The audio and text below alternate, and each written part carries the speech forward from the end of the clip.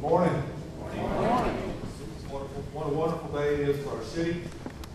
And on behalf of our city council, Mayor Pro Tem Heyman, council members Corpening and Ms. Herman, council members Beal, council member Fulbright, and city manager and department heads, we are humbled. We welcome you, and we thank you for taking the time today to celebrate with us. As the pastor said, this is truly a day of thanksgiving for Conover. We'd like to thank our fellow elected officials, both state, county, and local, for your attendance today. Our former council members, thank you for coming. Our federal and state partners that shared our vision for this building, we appreciate you coming here today as well. And the talented teams that performed this restoration, our architect, our general contractor, our city staff, we salute you for this beautiful structure. And especially, City Council recognizes our citizens, for which this building is dedicated today in your honor. This building lives and breathes our city's history and will be a lasting legacy for our manufacturing heritage. Conover was founded because of this location with the railroad. Conover's heritage manufacturing prospered because of the railroad. And it seems very fitting today that we gather here to dedicate this building because of the railroad. Conover has a manufacturing heritage that we want to celebrate.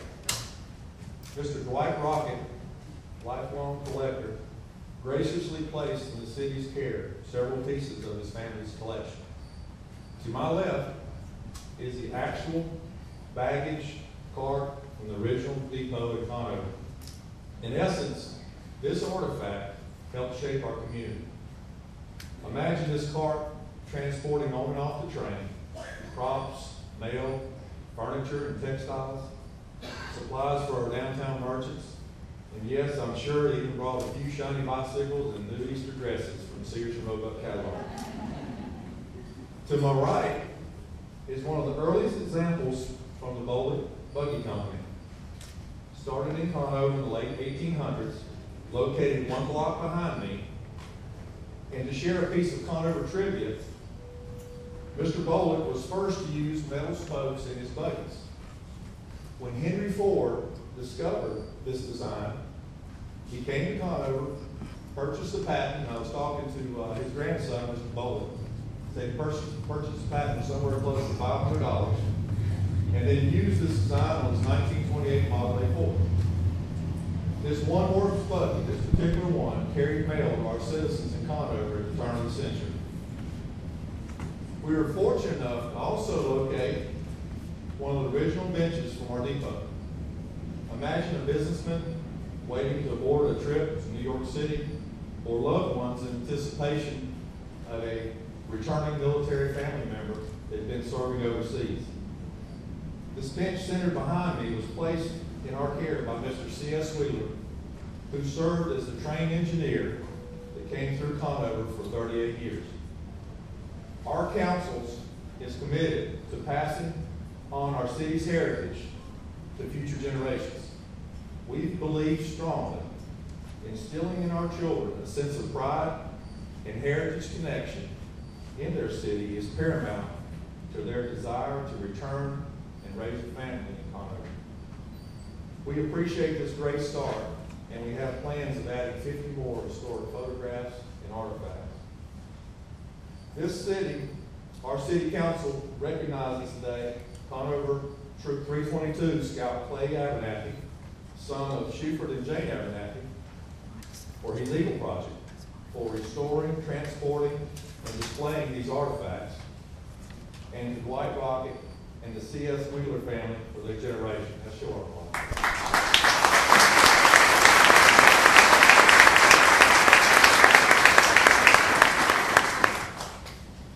The year was 1918. Two Conover businessmen, Adrian Shuford Sr. and Charles R. Brady Sr., purchased a Warline Glove and Knitting Company, originally a Newton company. The company got its name from George Warlick and L.F. Long and partner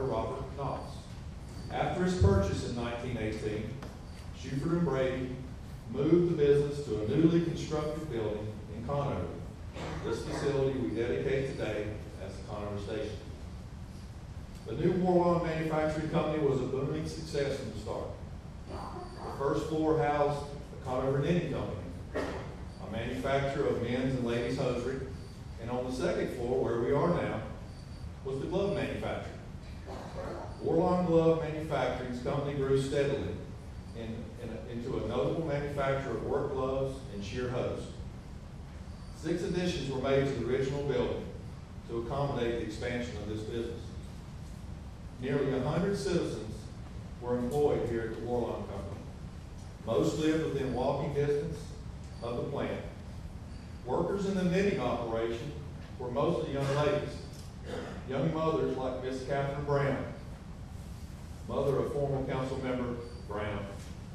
Johnny shared stories of how his mother would leave Warlawn, walk 1 block home to nurse son Floyd Brownie Brown, Jr., being kept by a family, and then return to work sewing gloves. The first time touring this building, you could see exactly where the sewing machines were up here. Because each one was located where had 2 heel indentations where marks were dug into the floor.